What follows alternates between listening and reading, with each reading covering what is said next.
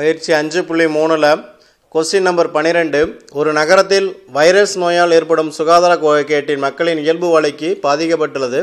ஒவ்வொரு நாளும் அந்த நோய் தாக்கும் வைரஸ் கிருமிகள் ஒரு பெருக்குத்தொடர் முறையில் பரவி வருகிறது. இந்த தொற்று கிருமிகள் ஒவ்வொரு நாளும் அதன் முந்தைய நாளை போல் 2 மடங்கு பெறுகிறது. முதல் நாளில் அதன் எண்ணிக்கை 5 எனில் அந்த கிருமியின் எண்ணிக்கை எந்த நாளில் 1,50,000 அதிகமாக இருக்கும் என காண்க. அதாவது முதல் நாள் 5 இருக்குது கிருமி வைரஸ் கிருமி, அது 1,50,000 ஆகிறதுக்கு எவ்வளோ நாள் இருக்குன்னு கேட்டிருக்காங்க. இப்போ ஃபஸ்ட்டு தீர்வு கண்டுபிடிக்கிறோம். முதல் நாளில் வைரஸ் நோய் கிருமிகளோட எண்ணிக்கை 5, ரெண்டாவது நாள் எவ்வளோ இருக்கும் 2 மடங்கு ஆகும்னு சொல்கிறாங்க. அப்போ 2 × 5 10,000, மூன்றாவது நாள் என்ன ஆயிரும் அதை போல் 2 மடங்கு 2 × 10 20,000. அப்போது 5, 10, 20 அப்படி எக்ஸட்ரா ஒரு பெருக்கு தொடரில் இருக்குதுன்னு சொல்லியாச்சு. அப்போ ஏ 5, 6 2.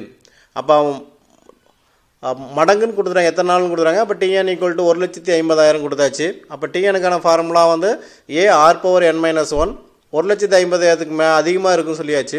ஏவோட வேல்யூ 5 நமக்கு தெரியும், ஆரோட வேல்யூ 2ன்னு தெரியும். அதை அப்படியே கொண்டு வந்து சப்ஸ்டிட் பண்ணோன்னா 5 × 2n-1 > 1,50,000. இந்த 5 அப்படியே அந்த பக்கம் மூச்சுனா 2n-1 > 30,000. இப்போ நம்ம என்ன பண்ணுறோம், இந்த 30,000 2n-1 வடிவத்தில் கொண்டு வரணும்.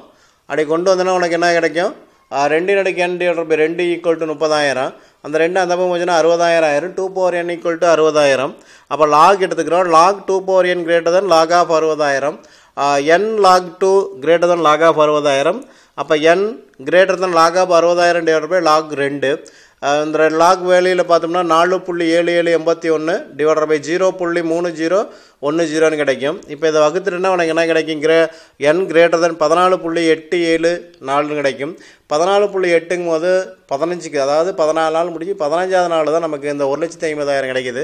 அப்போ n = 15. 15வது நாட்களில் வைரஸின் கிருமிகள் 1,50,000 தாண்டும்.